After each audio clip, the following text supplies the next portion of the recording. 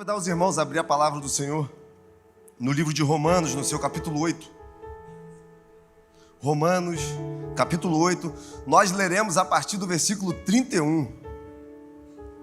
Romanos 8, a partir do versículo 31. Amém? Que diremos, pois, à vista dessas coisas? Se Deus é por nós, quem será contra nós?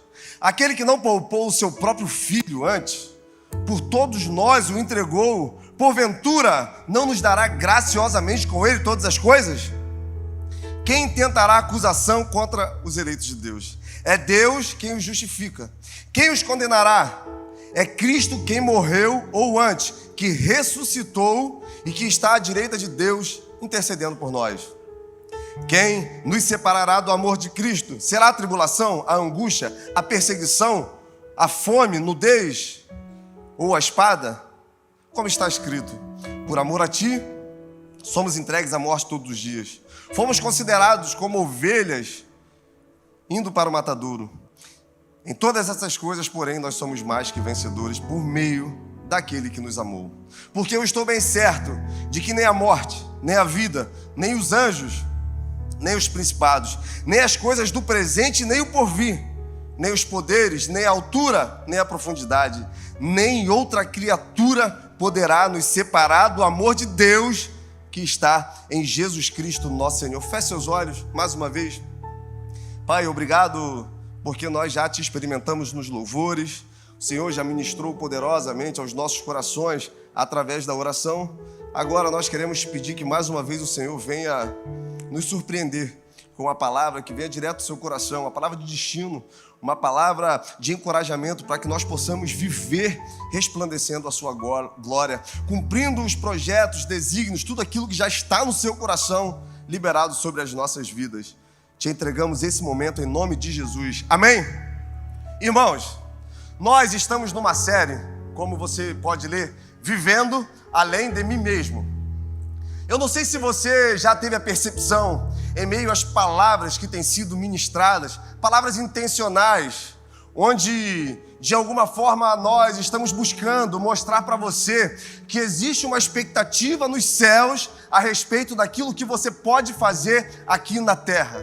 Existe um projeto, um propósito que foi gerado para que você possa, de alguma forma, dar continuidade a tudo aquilo que Jesus Cristo fez e ensinou. Nós, discípulos de Jesus, somos encarregados de continuar o que ele começou. Afinal, no momento que ele está se despedindo dos seus discípulos, ele vira para nós e diz: olha, da mesma forma que o meu Pai me enviou, agora eu estou enviando vocês. Tudo aquilo que me foi revelado, eu revelei a vocês. Vocês já não são meus servos, vocês são meus amigos. Agora vocês vão por todo mundo. Vocês pregam em nome do Pai. Vocês vão experimentar desde a glória até o sofrimento. Mas uma coisa é certa: vocês têm uma garantia. Eu estarei com vocês em todo o tempo. Irmãos, nós adoramos garantias. Garantia, ela nos dá a segurança de que se alguma coisa não sair da forma que nós acreditamos ou que nós esperamos, nós temos uma solução rápida. Garantia é a certeza de uma solução para um problema que não existe. A garagem 88, por exemplo, tem 1 ano de garantia. Então, todas as vezes que eu ouço o Marlon falando dessa propaganda, na minha cabeça logo imagina: olha, se eu fizer uma compra de um carro lá, naturalmente eu vou ter uma segurança de 1 ano. E, irmãos, se a gente perceber, a Bíblia, a palavra de Deus, traz para nós uma série de garantias. Ela nos garante que se nós buscarmos o reino de Deus e a sua justiça, o que vai acontecer? Todas as coisas. Ela nos garante que se nós meditarmos na lei do Senhor, de dia e de noite, nós seremos como árvores plantadas junto ao ribeiro de águas. No tempo certo, nós vamos dar frutos. As nossas folhas não vão murchar. Ela nos garante que Jesus Cristo estará conosco até a consumação dos séculos. Eu acabei de ler uma série de garantias que, se Deus é por nós, quem será contra nós? Que nada pode nos separar do amor dele, que ninguém pode lançar alguma acusação sobre nós. Por quê? Porque é ele que nos justifica. Só que, irmãos, essa garantia não são para todos. Essa garantia, ela está exclusiva para um grupo de pessoas, e é sobre isso que nós vamos falar nessa noite. Porque a boa notícia é, mesmo ela não sendo para todos, ela está disponível para todos. O Espírito Santo está disponível, e nós vamos ver à luz da palavra que todas as vezes que nós acessamos esse Espírito, todas as vezes que nós vivemos segundo os padrões que ele estabeleceu, e que no próprio livro de Romanos, no seu capítulo 8, vai nos direcionar, nós temos a certeza de que nós estamos vivendo uma vida onde nós podemos ser ousados o suficiente e acreditar o suficiente que nós somos realmente vencedores por meio daquele que nos amou. Então, você pode estar se perguntando mais, nossa, que palavra dura, não é para todos? Não é para todos. Se a gente pegar o livro de Romanos, no capítulo 8, Paulo vai iniciar falando que agora, pois, já não existe nenhuma culpa, já não existe nenhuma condenação para aqueles que estão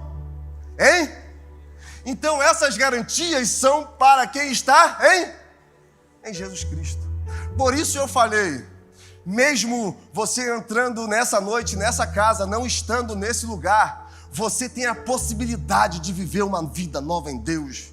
Mas, Glautinho, você não conhece a minha vida, você não sabe a minha história. Você não sabe o que eu fiz. Você não sabe o que eu penso. Você não sabe as escolhas que eu já tive, meu irmão. Nada pode te separar do amor de Deus e da graça que foi liberada sobre a sua vida. Se você entender que a única coisa que você precisa é reconhecer Jesus Cristo como seu Senhor e Salvador, e é entrar em um lugar onde a sua vida é governada pelo Espírito Santo. Eu já vi por diversas vezes pessoas entrarem por esses corredores aos prantos, chorando, se lançarem aos pés do Senhor, movidos por uma palavra, movidos pelo Espírito Santo, movidos por uma necessidade. Eu vi pessoas largarem tudo, abrirem mão de coisas que conquistaram e desejar realmente viver essa vida nova. Irmãos, viveram coisas sobrenaturais no Senhor. Eu vi pessoas largarem a fama, largarem dinheiro, largarem relacionamentos, largarem negócios ilícitos e desejarem essa verdade tão profundamente que nada foi capaz de conter o desejo desse homem e dessa mulher. Como eu também vi pessoas nessa mesma situação cruzarem os corredores, e com o passar do tempo essas pessoas voltaram a ser tudo aquilo que eram antes. Então, o que foi o diferencial nessas duas situações? O que é o diferencial para eu viver essa nova vida em Deus? Irmãos, essa vida em Deus, nós não vivemos sozinhos. Sabe por quê? Os segredos do Senhor são para aqueles que o temem. Existem coisas que Deus quer nos revelar. Só é possível eu viver uma vida além de mim mesmo se eu entender que as minhas escolhas fatalmente vão me levar por caminhos que eu vou me decepcionar. Então é necessário que eu viva uma vida em Deus e uma vida onde o Espírito Santo de Deus governe todas as minhas ações. E é isso que Paulo está revelando aqui no capítulo 8 de Romanos. Por quê? Porque ele está resolvendo um problema que começou no capítulo 7. Porque no capítulo 7, Paulo vai dizer sobre a incapacidade humana de cumprir as leis do Senhor. Paulo vai dizer que nós, por nós mesmos, nós não conseguimos obedecer. Nós não conseguimos fazer escolhas que nos levem para perto de Cristo. Ele ainda diz assim, um versículo muito conhecido: o bem que eu quero fazer, mas o mal que eu não quero, o bem que eu quero fazer eu não faço, mas aquilo que eu não quero fazer, aquilo que eu não desejo, isso eu faço com muita facilidade. E depois ele continua e ele diz: olha, a minha mente é escrava de Cristo, mas o meu corpo é escravo do pecado. Todas as vezes que eu tento cumprir as leis do Senhor, fatalmente eu erro, eu peco, porque a lei, ela foi o modo de viver do judeu até a graça ser liberada. Então, todos nós conhecemos os 10 mandamentos: não roubarás, não cobiçarás o dedo do próximo, não levantará para si algum ídolo. Então, até esse momento, até a dispensação da graça, a relação do judeu era uma relação com Deus através da obediência. Ele obedecia e por isso existia uma certa meritocracia. Mas quando ele não conseguia obedecer, que normalmente acontecia, era necessário que fosse feito algum sacrifício para que houvesse perdão do pecado. Se a gente perceber à luz da palavra, a graça ela já se manifesta para nós lá no livro de Gênesis. O favor imerecido já tem acesso ao homem desde o momento que Adão peca, e ao invés de receber aquela punição que eles mereciam, o que Deus faz? Mata um animal, tira a sua pele e cobre a nudez de Adão e Eva. A graça ela já se manifesta lá no começo de todas as coisas. Então, o que acontecia? O nosso desejo, a nossa natureza pecaminosa não nos permitia cumprir as leis. As leis eram santas. As leis eram realmente direções de Deus para colocar limite no povo. Só que a lei não dava ao homem a capacidade de não pecar. A lei não dava ao homem a capacidade de ser livre o suficiente para fazer escolhas que pudessem agradar o coração do Senhor. Só que, mesmo estando preso a essa lei, mesmo estando ancorado naquilo que foi revelado por Moisés, chega um momento que nós podemos nos libertar disso, que o judeu podia se libertar disso. Ele podia se libertar a partir do momento que ele entendesse quem é Jesus, qual foi o propósito dele e que na sua subida ele libera o Espírito Santo. Agora a nossa vida é movida pelo Espírito Santo. E é isso que Paulo está revelando aqui.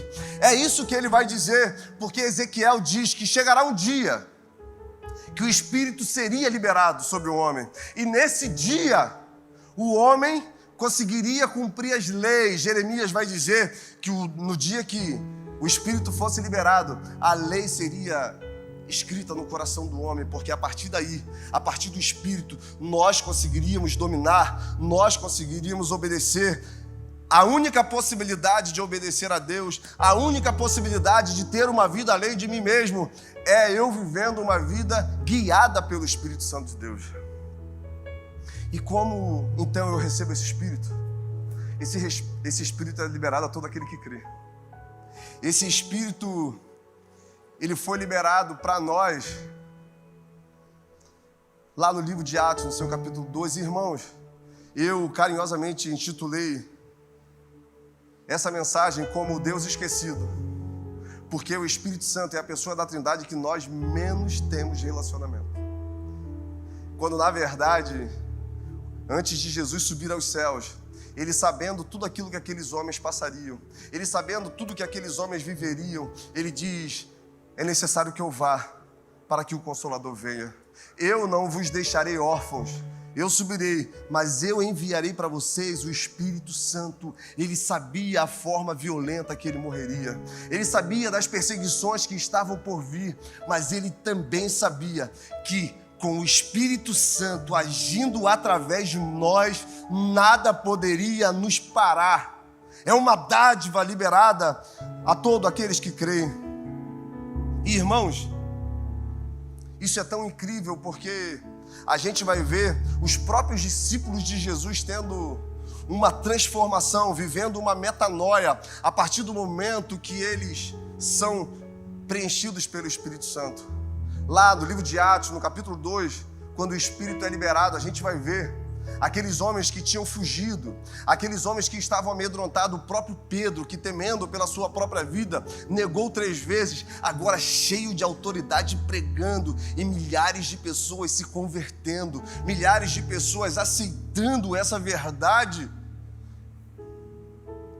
que até então os olhos deles estavam cerrados, que era realmente Jesus Cristo é o Filho de Deus. A gente vai ver em Atos 5, ele desafiando o Sinédrio, dizendo: olha, esse Jesus no qual vocês mataram. Irmãos, capítulos antes ele estava temendo pela própria vida. Capítulos depois ele desafia aqueles homens e assume o risco de morte, mas ele mesmo diz que mais vale obedecer a Deus do que obedecer.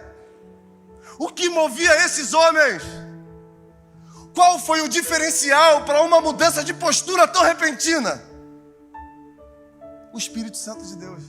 O mesmo Espírito que hoje está disponível e deseja invadir a sua vida e mudar a sua história. Irmãos, Ele é o Consolador. Na palavra vai dizer que nós não sabemos orar como convém, que é Ele que intercede por nós com gemidos inexprimíveis. Na palavra vai dizer que é Ele que nos atrai para perto de Deus. Na palavra vai dizer que é Ele que nos capacita com os dons. Na palavra vai dizer que Ele é o Consolador naqueles momentos que nós não sabemos o que fazer. É Ele que conforta os nossos corações. No momento de luto, é Ele que traz a esperança e mostra para nós que existe um futuro mesmo diante de um cenário de dor, de um cenário adverso. É o Espírito Santo de Deus que está agindo no meio da igreja e nos impulsionando a viver o novo. Francis Chan vai dizer no seu livro Deus Esquecido que uma das estratégias de Satanás para esse tempo é fazer com que os cristãos esqueçam quem é o Espírito Santo, esqueçam de se relacionar com o Espírito Santo e naturalmente vão esquecer de se relacionar com o próprio Deus, porque é Ele que coloca o desejo, é Ele que coloca o querer e o efetuar nos nossos corações. E Paulo continua, e no versículo 14 ele vai dizer: porque todos guiados pelo Espírito de Deus são filhos de Deus. Porque nós não recebemos o espírito da escravidão, da orfandade, para vivermos outra vez atemorizados, mas nós recebemos o espírito da adoção, baseados no qual clamamos: Abba, Pai. O próprio Espírito testifica no nosso coração que nós somos filhos de Deus. Irmãos, isso é incrível, porque a gente está no restaurante Graça aqui todos os dias e eu converso muito com aqueles homens. E existe um padrão que traz uma responsabilidade muito grande para nós pais, que 98% dos homens que eu converso, das mulheres, em algum momento eles tiveram uma ruptura ou não tiveram nenhum relacionamento com o pai. Eu não tive pai, fui criado pela minha mãe, muito cedo eu tive que trabalhar. Mataram meu pai, eu vivi isso com meu pai. Eu fui expulso de casa pelo meu pai.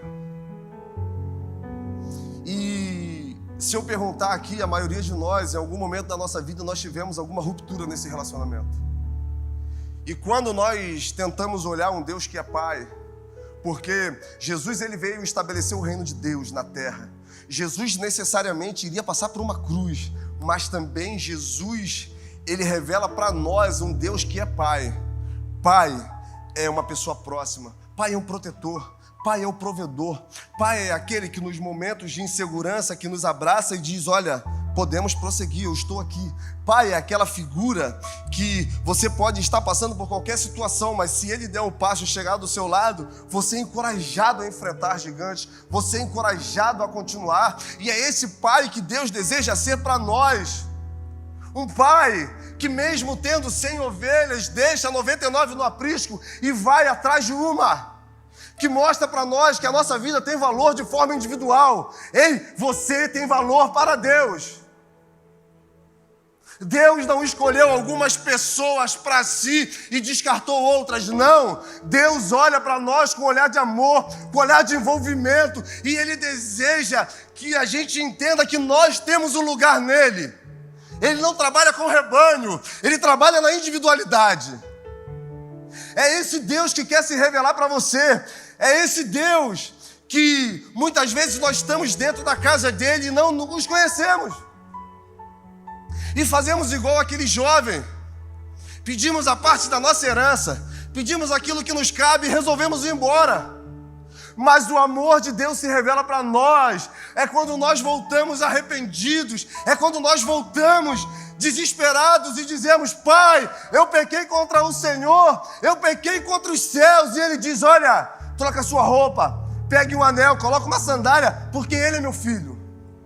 É sobre esse Deus que nós pregamos, é esse Deus que nós vivemos, um Deus que não vê estereótipo, um Deus que não olha como o homem vê, muito pelo contrário, que escolhe pessoas que ninguém escolheria para viver coisas sobrenaturais. Qual o diferencial para viver isso então? O que eu tenho que fazer para acessar esse lugar? É ter uma vida envolta no Espírito Santo de Deus. É deixar que os princípios que Ele tem, é deixar que as verdades que Ele tem dentro dele possa ser revelada a nós. Irmãos, eu acho que a grande maioria aqui é pai e mãe. E eu não sei se você já se pegou na seguinte questão: seu filho ou filha te pedir alguma coisa e você poder dar.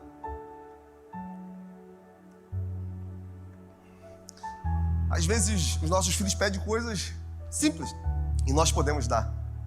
Só que ao invés de dar, a gente quer que ela arranque da gente. A gente quer que ela se envolva, que nos agarre, que nos abrace, que de alguma forma ela tire de nós com esse jeitinho que só um filho tem com o pai ou com a mãe. Quantos já passaram por isso? E quando a criança vem, te abraça, te puxa, diz que te ama, você vai e entrega.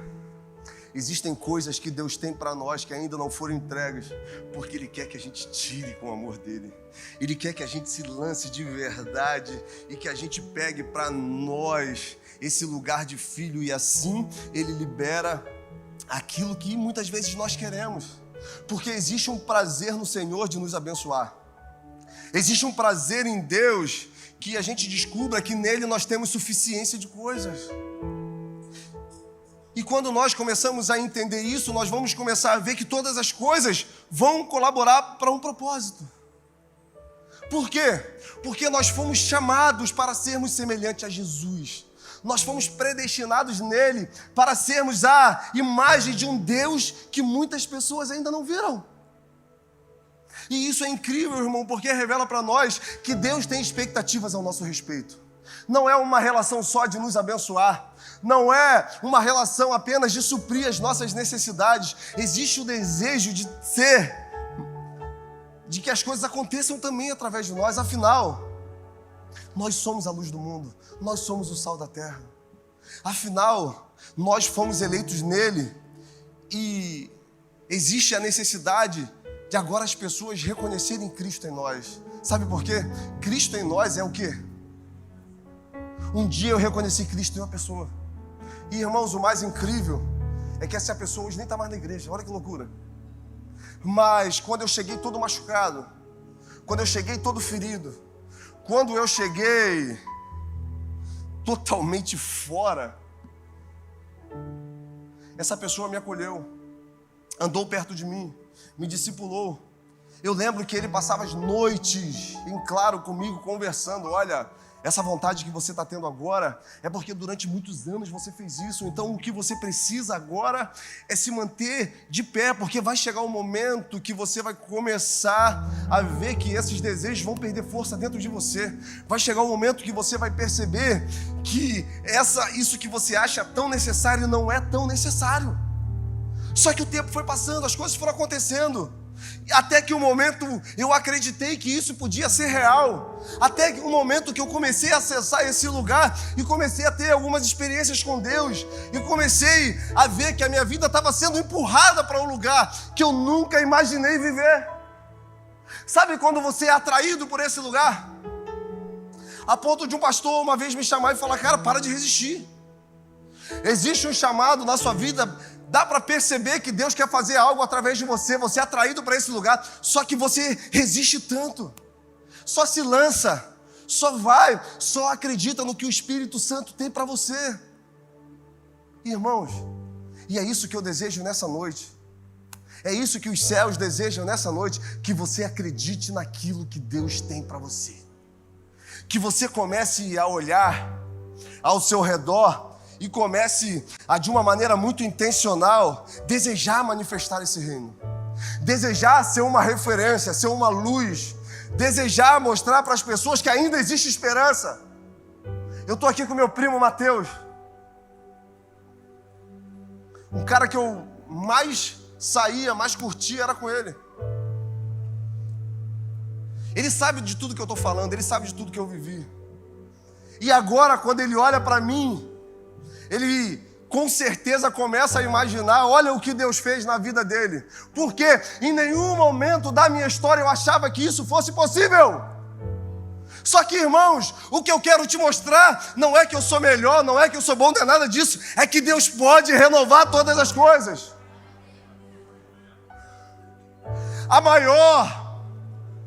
O maior ponto de interrogação na cabeça dos fariseus, na cabeça dos escribas eram: por que Jesus anda com essas pessoas? Por que Jesus anda com os pecadores? Por que Jesus anda com os publicanos? Por que Ele escolheu essas pessoas que estão à margem da sociedade para andar do lado dele? O que eles estavam querendo dizer? Olha, nós merecemos estar lá. Na verdade, era para nós estarmos lá. Só que Jesus, ele escolhe pessoas fracas, decepcionadas, machucadas. E ele consegue, através do seu Espírito, renovar, restaurar, empoderar, para que agora o reflexo da sua glória comece a se manifestar através de nós. Ei, Deus deseja se manifestar através de você. Você pode ter expectativa no que Deus vai fazer? Pode. Você pode acreditar que as promessas dele serão reais na sua vida? Pode. Mas também comece a crer que você pode ser um agente de transformação, que você pode ser um colaborador desse reino, que você pode pegar uma pessoa machucada, uma pessoa ferida, e a partir do que já foi feito em você, você agora gerar cura. Você pode pegar um relacionamento que está fracassado e a partir daquilo que ele fez no seu, agora você será fonte de restauração. Você pode pegar uma família que algum membro está preso ao vício e através daquilo que ele te curou, agora é você que vai curar. Só que isso tudo só é possível se o Espírito Santo de Deus estiver em nós, porque é Ele que sonda os nossos corações. Aí nós vamos entender que nós estamos realmente vivendo por um propósito tudo muito maior. Sabe, a minha vida está um caos, mas eu estou sendo empurrado para um propósito.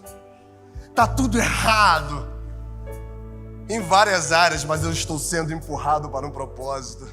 Ei, o gigante que você enfrenta, o gigante que você vence, Deus te dá autoridade sobre ele. Então agora, o Espírito vai fazer através de você. Eu não sei como tem sido a sua relação com o Espírito Santo. Eu não sei como você pisou nesse lugar nessa noite. Eu sei que um dia eu subi essas escadas todo quebrado, com a vida toda dilacerada, relacionamento rompido, a minha vida é um caos. E eu resolvi acreditar que existe um Deus que pode fazer tudo novo de novo. Existe um Deus que está me atraindo. Existe um Deus que está me chamando para perto dele, irmãos. É o Espírito Santo que nos atrai para perto de Cristo. Sabe, esse queimor no seu coração, Lutero vai dizer que o Espírito Santo acende um fogo em nossos corações. Sabe, a sua mente que não consegue se desligar, você só tem o desejo de buscar algo novo, você tem o desejo às vezes de ler a Bíblia, de ouvir um louvor, aí você começa a ouvir esse louvor, você começa a chorar, aí você não entende o que está acontecendo com você, mas sua vontade é estar em um lugar, sua vontade é estar perto de Cristo, sua vontade é estar perto de irmãos que compartilham dessa mesma fé, sua vontade é de estar no pequeno grupo ouvindo uma coisa diferente e você não consegue entender. Sabe quem é? O Espírito Santo de Deus te chamando para mais perto. Há um tempo atrás, uma jovem entrou aqui na igreja, desesperada. E ela falou: pastor, tem uma coisa dentro de mim, eu estou com desejo de ler a Bíblia. Eu estou com desejo de ler a palavra, eu já comecei a ler, mas às vezes eu não entendo nada. Mas tem algo dentro de mim me aquecendo, me empurrando para isso. Eu falei, minha filha, é o Espírito Santo de Deus. Ele está te atraindo para perto dele. Ei, marido, esposo, você que é cabeça da sua casa, o Espírito Santo deseja atrair a sua família para perto dele e ele vai usar você. Ei, mulher, você que é a sábia, o Espírito Santo deseja atrair a sua família para perto dele e ele vai usar você. Crianças têm sido usadas. Na semana passada eu conversei com um médico que ele está aqui na igreja porque a filha começou com um desejo de vir à igreja, de estar nesse lugar. Eu falei, não é sua filha, é o Espírito Santo de Deus chamando a sua família para perto dele. Chega de resistir. Chega de lutar contra isso. É um amor furioso, é um amor violento. É um amor que te dá uma série de garantias. Não que você vai viver tudo que você deseja, mas que você vai viver tudo que Deus tem para você. E eu quero te convidar a se levantar. Essa canção faz referência a uma passagem que acontece lá no livro de Êxodo, no seu capítulo 3. O próprio Deus se apresenta para Moisés como uma sarça que queima, só que não é consumida. Se a gente perceber, Moisés, ele foi criado no Egito. Só que um dia, ele vendo um soldado espancando um hebreu, ele vai e mata esse soldado. No outro dia, quando ele vê dois hebreus brigando, ele tenta apartar a briga, só que ele começa a ser questionado. Olha, você vai fazer com a gente igual você fez com o soldado? Ele com medo foge, vai para o deserto. 40 anos se passam. Deus então resolve atrair Moisés para sua presença. E diz, olha, eu tenho olhado a situação do meu povo. Deus mostra que a mesma inconformidade que existia em Moisés também estava nele. E eu estou vendo o que o meu povo está passando. E eu vim aqui para libertá-lo. Você conhece a história? Moisés então pergunta, quando eles vierem me questionar, quem me enviou, quem eu vou responder? Aí Deus diz, eu sou. Então a gente sabe toda a história. Centenas de anos se passam, até que nós chegamos no livro de João, no seu capítulo 6. Quando Jesus, ele multiplica pães, Jesus, ele multiplica peixes. E de repente, ele resolve ir para uma cidade orar. Ele passa em Tiberíades, quando de repente aquela multidão consegue alcançar Jesus. Jesus então vira para aqueles homens e diz, olha, vocês estão me seguindo não porque vocês viram os sinais, não porque vocês viram os milagres, vocês estão me seguindo porque vocês tiveram fome e eu dei de comer a vocês. Trabalhar não pelo que a traça, a ferrugem corrói, mas trabalhar pelo que é eterno. E Jesus fala, eu sou o pão da vida. Eu sou o pão que dá a vida. Eu sou a água que vai matar a sua fome. Ei, o pai de vocês sentiram fome no deserto, Moisés foi lá e deu pão, mas eles novamente tiveram fome. O que eu tenho para oferecer para vocês? Se vocês comerem, vocês nunca mais terão fome. É a eternidade. É o Espírito Santo trabalhando através de nós. E a pergunta que eu quero fazer nessa noite, nós não temos tempo, eu não vou pedir para você vir aqui na frente. Quantos nessa noite desejam essas garantias? Quantos nessa noite desejam viver uma vida onde é o Espírito Santo que vai guiar? A única coisa que eu preciso é que você erga uma de suas mãos. É que você faça um sinal. Aleluia, nós temos irmãos. Uou, eu acredito que pessoas foram atraídas nessa noite para esse lugar, para receberem uma palavra que vai mudar destino. Você não vai ter mais expectativa naquilo que Deus vai fazer.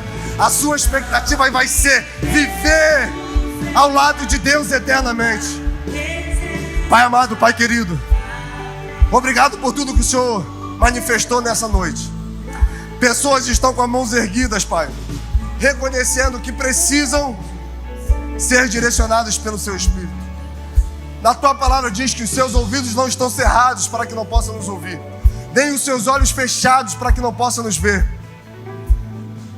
Eu quero te pedir, Deus, que o Senhor venha derramar o seu Espírito nessas pessoas que reconhecem, que precisam de um novo de Deus.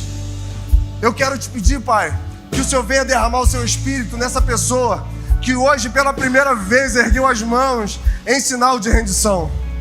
Pai, o que eu quero te pedir, Deus, é que o Senhor derrame o Espírito para essa pessoa que teve uma aliança quebrada no céu, que um dia viveu isso de verdade, mas as circunstâncias, as pessoas, um dia frustraram, decepcionaram, mas hoje nós cremos que o novo de Deus há de se manifestar e pessoas serão reposicionadas nesse reino. Ah, Pai, casamentos, Deus, que precisam do toque do Teu Espírito, sejam tocados nessa noite. Pessoas, Pai, que entraram enfermas nessa noite, se você tem alguma enfermidade, coloque a mão no local dessa enfermidade. E nós vamos declarar e profetizar o toque de cura. Nós vamos profetizar que o Espírito Santo de Deus vai tocar nesse lugar e vai gerar cura. Tudo é possível ao que crê. Pai, em nome de Jesus, que o toque de cura desça sobre essas vidas nesse momento, e que o Senhor vá nesse ponto e transforme, renove e sare. Nós te pedimos, nós oramos na certeza de que nós podemos todas as coisas naquele que nos fortalece. Levanta as suas mãos. Você que foi curado, aplauda ao Senhor. Você que se reconciliou, aplauda ao Senhor. Uou! Ergue as suas mãos. Obrigado, Deus. Obrigado pela Tua palavra. Obrigado pela oportunidade de nos rendermos em adoração a Ti. Obrigado, Pai, porque nós vamos sair daqui muito mais seguros daquilo que nós somos no Senhor. Nós sairemos daqui muito mais perto do Teu amor, muito mais desejosos em Te obedecer. Pessoas sairão daqui, Deus, para viver coisas extraordinárias que nem imaginam. Esse momento é apenas o começo de algo poderoso que o Senhor está colocando na mão de pessoas.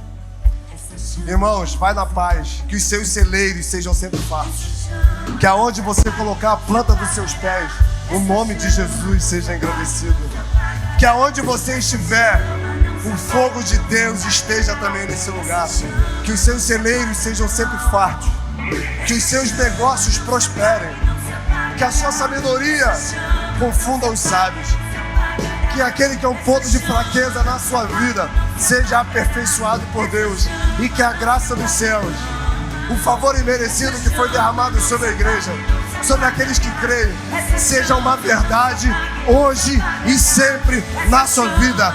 Dê uma linda salva de palmas ao Senhor. Amém, igreja? Amém, igreja?